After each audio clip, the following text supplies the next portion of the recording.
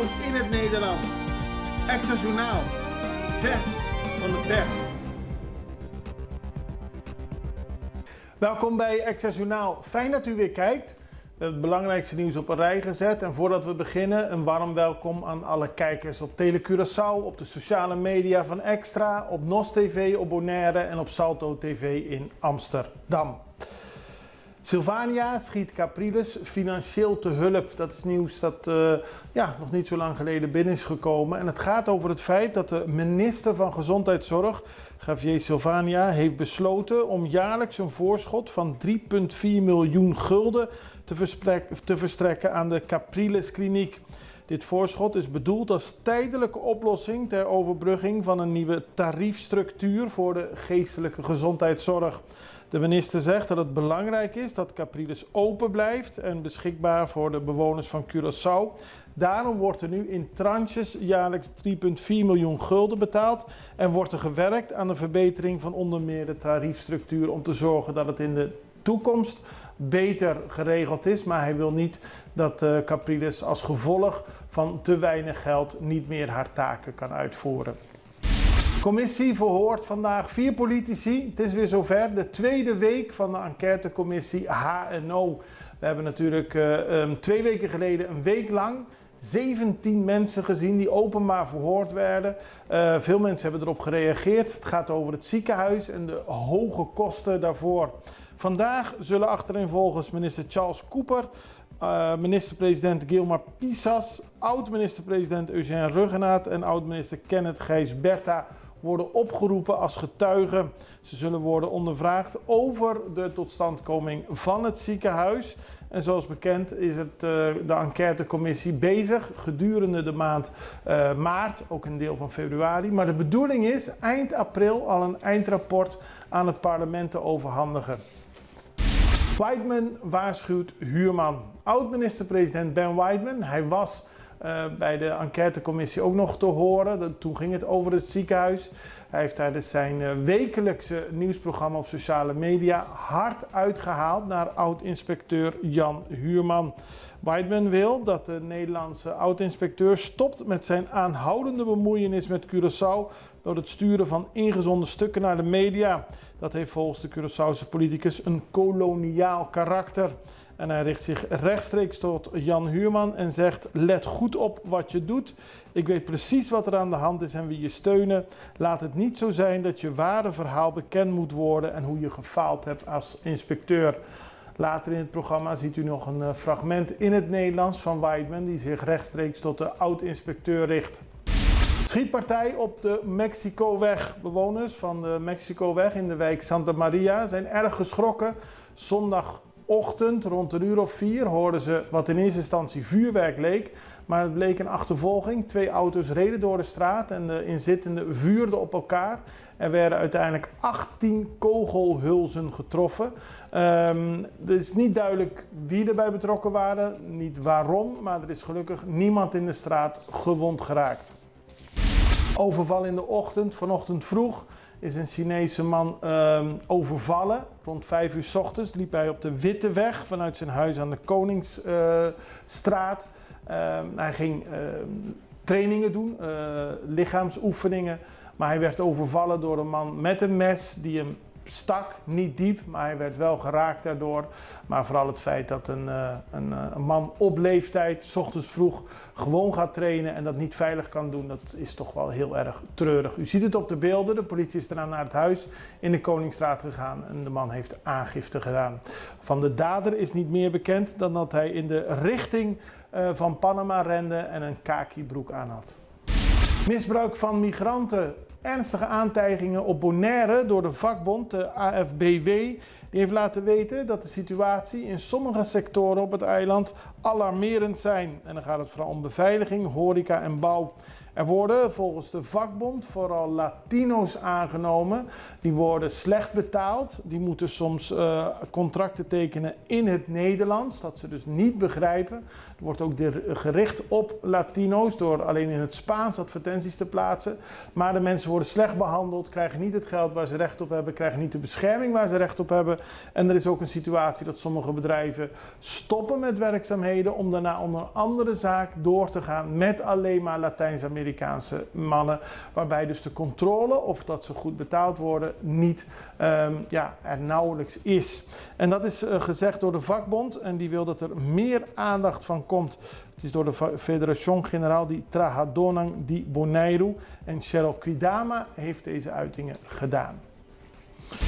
Achatai wint ook het CU-festival. Het is een mooie prestatie van Cheryl Achatai de Nicia. Die heeft dit weekend de titel Cantador Mayor, oftewel beste zanger, gewonnen tijdens het gelijknamige CU-festival.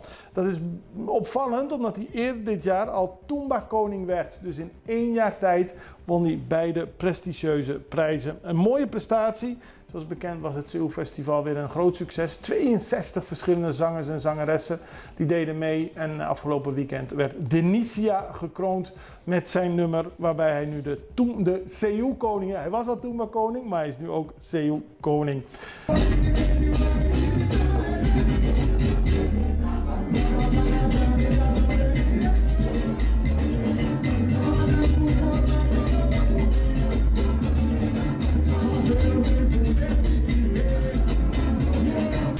We gaan even over naar de break. U hoort nog even op de achtergrond iets van het nummer en we zijn zo bij u terug.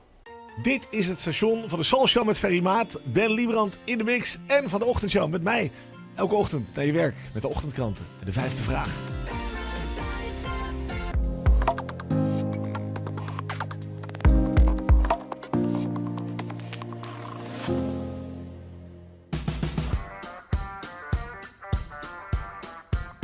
Welkom bij Heavy Mix Concrete. Heavy Mix Concrete is in 2009 opgericht door de familie Vieira. Toen de tijd bestond de vloot uit 4 betonmixers, 1 pomptruck en een hele simpele betonplant. Maar kijk nu wat het is geworden. 14 betonmixers, 6 betonpompen en een nieuwe betonbatchingplant.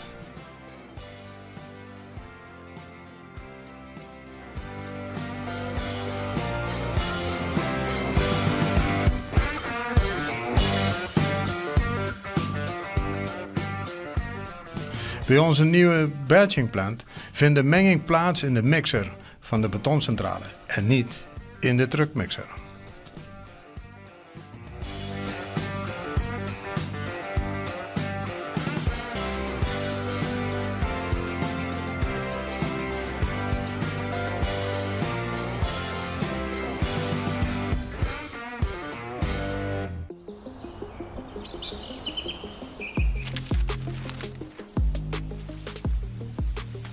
Welkom op Curaçao, een van de mooiste eilanden in de Caribiën, een ware parel. En het is een eiland waar je van heel veel zaken kunt genieten. Van de natuur, van de zee, van het eten, van de mensen en zoveel meer. Curaçao is een eiland waar heel veel gebeurt op het gebied van politiek, cultuur, sport en zoveel meer. En Extra Journaal brengt het belangrijkste nieuws van Curaçao.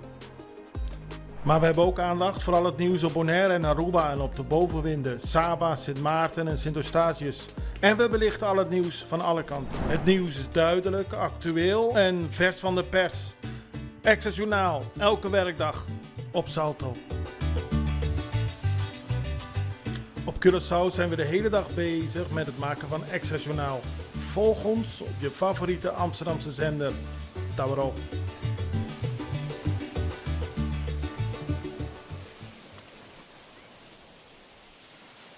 En we beginnen met voetbal. Dick Advocaat, de bondscoach van Curaçao, is tevreden over de selectie waarmee hij op trainingskamp gaat naar Turkije. Er zijn 23 spelers gepresenteerd, of tenminste bekendgemaakt dat die meegaan. Zoals bekend had Dick Advocaat eind januari, toen hij de nieuwe bondscoach werd, gezegd dat hij zal proberen veel eredivisiespelers met Curaçaose roots of spelers in andere grote competities naar de selectie te halen. Tot nu toe is Adjani Marta, de verdediger van Ajax, de eerste nieuwe grote naam die is toegevoegd. Maar er was door de advocaat onder meer aangegeven dat bijvoorbeeld Justin Kluivert, Sontje Hansen en recently Bazoer ook warm zouden moeten worden gemaakt om voor Curaçao te kiezen. Dat is nog niet gebeurd, maar Marta is de eerste en die gaat mee op trainingskamp. Het heeft allemaal mee te maken dat in begin juni de WK-kwalificatiewedstrijden worden gespeeld. En dan moet Curaçao zo goed mogelijk daar staan. Op 5 juni thuis tegen Barbados en op 8 juni uit tegen Aruba. Wordt vervolgd. Dan positief nieuws van de luchthaven. Er is een nieuwe donutshop. Ja, ik hou van donuts en het is altijd leuk om te zien dat er een nieuwe variant komt. Duck Donuts is geopend. Die is dagelijks geopend tussen 9 en 9. Maar het bijzondere eraan is dat mensen zelf ook kunnen bepalen wat ze op hun favoriete snack willen ontvangen. Dat is positief nieuws en dan gaan we nu naar die video van Ben Weidman. Ben Weidman, oud-minister van Gezondheid, oud-minister-president, die heeft een felle aanval op de oud-inspecteur-generaal Jan Huurman gemaakt.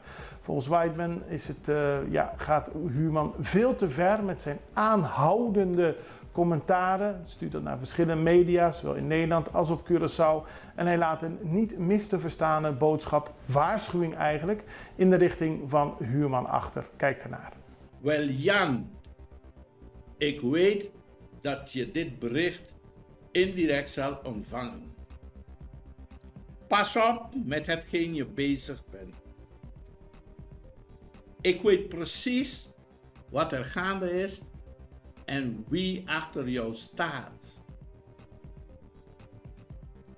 Laat het niet zo zijn dat jouw werkelijke geschiedenis op Curaçao aan de grote klok gehangen wordt.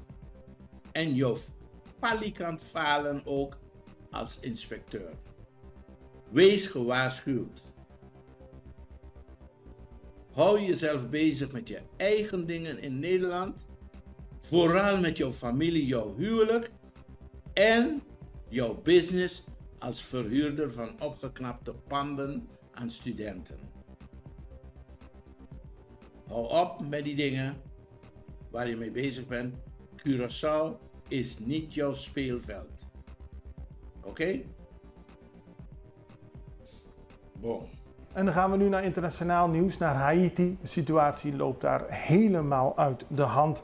Zwaar bewapende bendes rukken verder op. En dat heeft ertoe geleid dat Duitsland, de Europese Unie en de Verenigde Staten personeel van hun ambassades in Haiti met helikopters hebben geëvacueerd naar de Dominicaanse Republiek.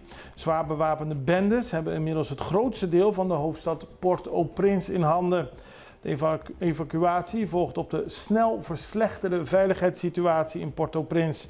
De bendes zouden 80% van de stad in handen hebben. Politie en leger hebben nauwelijks nog wat te zeggen en er is sprake van constant geweld.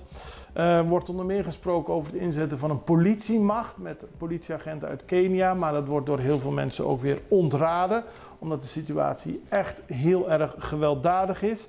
Om toch tot een oplossing te komen hebben de leiders van de Caribische landen, verenigd in de CARICOM, vandaag in Jamaica een bijeenkomst om de crisis te bespreken. Ook de Amerikaanse minister van Buitenlandse Zaken, Antony Blinken, zal daarbij aanwezig zijn. De bendes, die de hoofdstad grotendeels hebben overgenomen, eisen het aftreden van premier Ariel Henry. De premier is tevens waarnemend president sinds president Moïse in 2021 werd vermoord. Maar volgens de bende maakt Henry er niks van. En zit hij nu in het buitenland en moet er een nieuwe leider komen. Maar de situatie door het geweld is heel erg gevaarlijk. En treurig natuurlijk. Want hierdoor is ook weer een vluchtelingenstroom, in eerste instantie naar de Dominicaanse Republiek en wellicht ook naar andere landen, op gang gekomen vanuit Haiti. En daarmee zijn we aan het einde gekomen van deze aflevering van Access Journaal.